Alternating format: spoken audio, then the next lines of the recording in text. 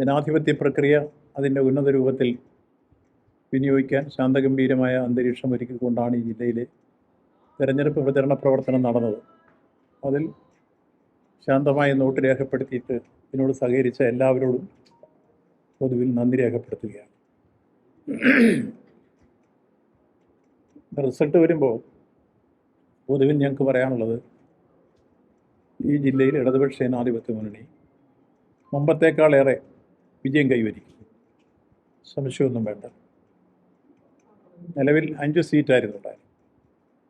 അതെന്തായിരുന്നാലും വർദ്ധിച്ച് 9 സീറ്റും കിട്ടുമെന്നുള്ള പ്രതീക്ഷയിലാണ് ഞങ്ങൾ നിൽക്കുന്നത്. നല്ല റിസൾട്ടായിരിക്കും LDFനെ സംബന്ധിച്ചോളം.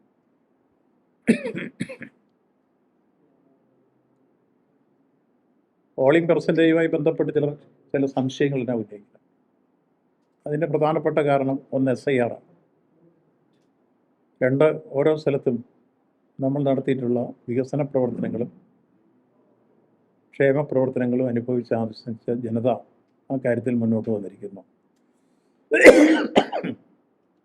അങ്ങനെ എല്ലാ നിലയിലും നല്ല പ്രതികരണമാണ് ജനങ്ങളിൽ ഉണ്ടായിട്ടുള്ളത്.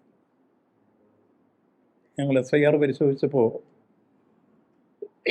ഉദാഹരണം, കഴിഞ്ഞ പ്രാവശ്യം 1,68,034 ഏറ്റുമാനം ടോട്ടലോട്ട്. പോൾ ചെയ്ത് 1,22,417. ഈ പ്രാവശ്യം 1,729 വോട്ടേ ആകെയുള്ളൂ. അപ്പോൾ 11,000 വോട്ട് അവിടെ കുറഞ്ഞു. പോൾ ചെയ്ത് 1,20,966. കഴിഞ്ഞ ദിവസത്തേക്കാൾ കുറവാണ് പോൾ ചെയ്തത്, പക്ഷേ പെർസെൻറ്റേജ് കൂടുതലാണ്. അപ്പോൾ എങ്ങനെ വന്നു എന്നുള്ളൊരു മറുപടിയാണ്.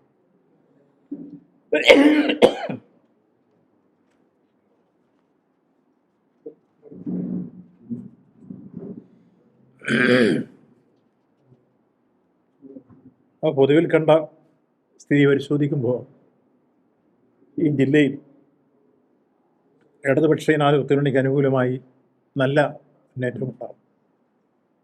പ്രത്യേകിച്ച് പാലാ ഉൾപ്പെടെ നല്ല റിസൾട്ടായിരിക്കും വരാത്തത് LDFന് അനുകൂലമായി.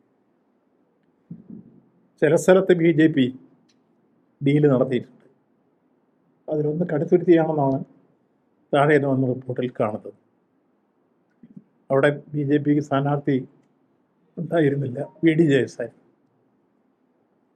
അങ്ങനെയുള്ള ബന്ധങ്ങൾ കഴിഞ്ഞ പ്രാവശ്യവും സ്ഥാപിച്ചിരുന്നു. ഈ പ്രാവശ്യവും അത് തുറന്നതായിട്ടാണ് താഴെ നിന്ന് വന്ന റിപ്പോർട്ടുകൾ കാണുന്നത്.